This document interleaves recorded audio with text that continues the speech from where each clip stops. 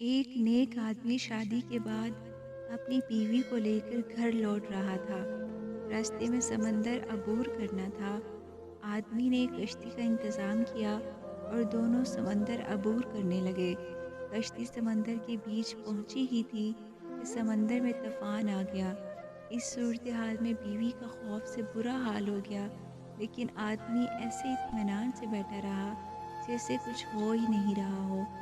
یہ دیکھ کر بیوی کو حیرت ہوئی اور غصے سے چلا اٹھی، آپ کو نظر نہیں آ رہا؟ طوفان کشتی کو ڈبونے لگا ہے، ہماری موت سر پر ہے اور آپ اطمینان سے بیٹھے ہیں۔ یہ سنتے ہی خاوند نے اپنی تلوار میان سے نکالی اور بیوی کی شاہ رگ پر رکھ دی۔ بیوی ہنس پڑی اور بولی، یہ کیسا مذاق ہے؟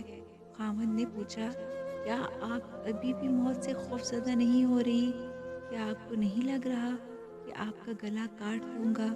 یہ سن کر بیوی بولی، مجھے آپ کی محبت پر اعتبار ہے، کیونکہ مجھے پتہ ہے آپ مجھ سے بے پناہ محبت کرتے ہیں اور یہ تلوار آپ کے ہاتھ میں ہے تو مجھے کوئی نقصان نہیں پہنچا سکتی۔